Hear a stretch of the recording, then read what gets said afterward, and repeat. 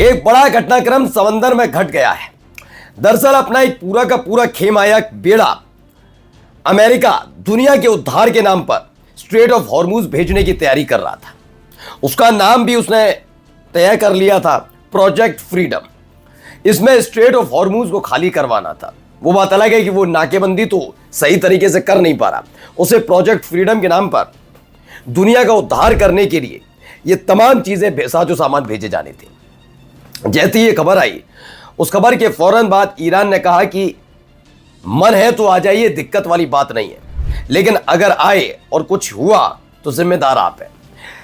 तभी एक खबर आई, एक नहीं दो, जी हां एक नहीं दो जो ऐसे बड़े शिप हैं उन पर अटैक हो गया। और ये अटैक किसी और ने नहीं, आईआरजीसी ने मिसाइल दाग दी। जी हां, धूं जलते हुए वो शिप भी दिखाऊंगा और दिखाऊंगा आखिरकार अमेरिका ने इस खबर के फौरन बाद ही सरेंडर कर दिया ईरान के सामने। जिस ईरानी जहाज पर कब्जा करके वो फूले न समा रहा था, आखिरकार वो शिप उसे छोड़ने पड़े। जी हां, बड़ा ऐलान है, दिखाता हूं। नमस्कार, मैं हूं प्रज्वल गौतम और आप देख रहे हैं खबर चौक। चलिए शुरुआत इस खबर से पहले देखिए यहां क्या हुआ। यहां भीषण आग लगी हुई है, ये भीषण आग लगी। आसमान में देखिए आग कितने ऊपर तक है, लपटें देखिए कितने ऊपर तक उठ रही हैं।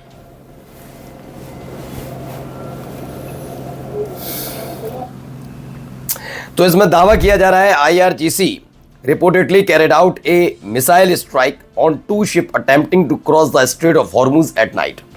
दावा है कि रात के वक्त गुपचुप तरीके से स्ट्रेट ऑफ हॉर्मूज पार करते हुए 2 शिप पर आईआरजीसी यानी ईरान की सेना ने मिसाइल दाग दी। The IRGC navy reports that the ship turned off their transporters and were operating in the interest of the US navy. उनका कहना है कि उन्होंने अपने ट्रांसपोर्टर्स बंद कर लिए थे, आईआरजीसी का दावा है।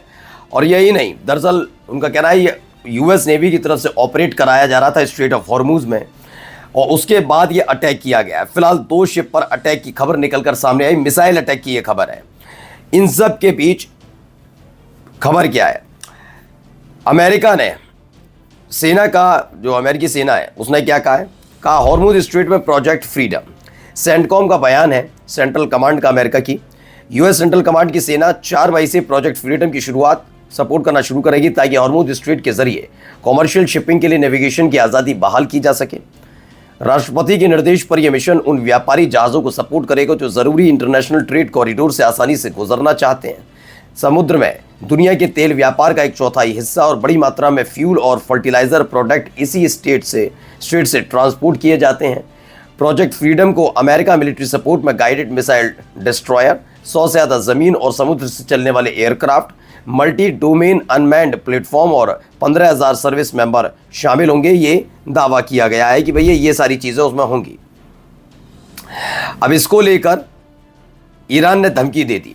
क्या है, ईरान ने चेतावनी दी है कि अगर अमेरिका नेवी हॉर्मूज के पास पहुंची तो वह उसे निशाना बनाएगा।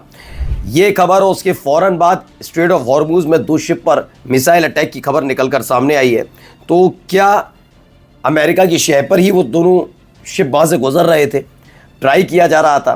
क्या यह प्रोजेक्ट जो शुरू किया जा रहा है, जिसका नाम बार बार फ्रीडम बताया जा रहा है, प्रोजेक्ट फ्रीडम, तो ये सब किया जा रहा है क्या? देखिए यहाँ पे आरटी की भी खबर है। पहले तो ईरान ने ट्रंप के प्रोजेक्ट फ्रीडम पर दिया रिएक्शन। ईरान की संसद की राष्ट्रीय सुरक्षा और विदेश नीति समिति के प्रमुख हैं इब्राहिम अजीजी ने कहा कि हॉर्मूज में किसी भी तरह का अमेरिकी हस्तक्षेप सीज फायर का उल्लंघन होगा।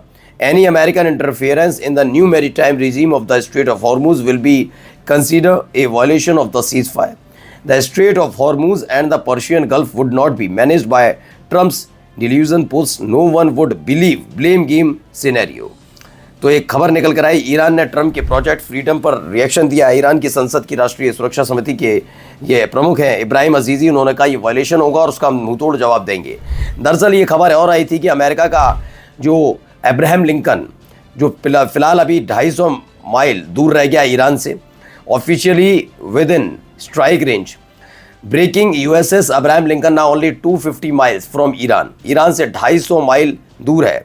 यह अगर देखा जाए आधिकारिक तौर पर तो ईरान के पास एंटी शिप मिसाइल भी है जो उसकी स्ट्राइक रेंज 250 माइल से ज़्यादा है, तो 250 मील भी अंदर तक आ चुका है, यानी कि अब ये माना जा रहा है कि स्ट्राइक रेंज में है। The gap is narrowing quickly, Iran crossing the 250 mile threshold may lead to missile launch potentially escalating into a wider conflict। पहले हम 250 मील के अगर अंदर को पार किया उसने तो हम मिसाइल दाग देंगे और ये बिल्कुल वैसा ही होगा, ये कॉन्फ्लिक्ट बढ़ाने का एक तरीका माना जाएगा और हमला होगा। देखिए इसके लिए कुछ ऐसे जहाज़ों की व्यवस्था की गई, ये देखिए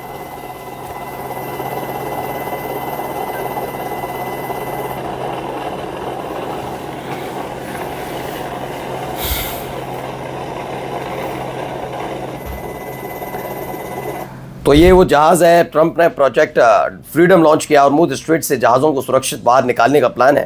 पेंटागन के मुताबिक इस ऑपरेशन में गाइडेड मिसाइल डिस्ट्रॉयर, 100 से ज़्यादा ज़मीन और समुद्र आधारित विमान हैं, ड्रोन और 15,000 सैनिक तैनात किए गए हैं, जिसके ज़रिए अलग अलग देशों के कई जहाज़ों को वहाँ से निकाला जा सके, स्ट्रेट ऑफ हॉर्मुज से गुजारा जा सके। जैसे ही खबर निकली कि ये सब हुआ और 2 जहाज़ वहाँ से गुजर रहे थे, उसी वक्त उन पर हमला हुआ। उसके बाद अमेरिका ने एक और कदम उठाया है। कदम क्या है ज़रा देखिए। सेंटकॉम के प्रवक्ता का कहना है कि ईरानी जहाज़ टॉस्का, जिस पर ईरान के इस जहाज़ पर कब्जा किया था, जिसे अमेरिका ने जब्त कर लिया था, उसे उसके क्रू के साथ ईरान वापस भेजने के लिए पाकिस्तान को सौंप दिया गया है। ये एक खबर है। और यही नहीं, खबर ये भी निकली, ये बड़ी खबर है, जहाज़ भी मूल मालिक को लौटाने की बात कही गई है। यानी कुल मिलाकर अमेरिका ने ईरान के सामने एक सरेंडर कर दिया, क्योंकि ऐसे वक्त में जब हमला हुआ और हमले के फ़ौरन बाद ये घटनाक्रम निकलकर सामने आया था, उसी के बाद ये सारी चीज़ें हुई हैं। नमस्कार।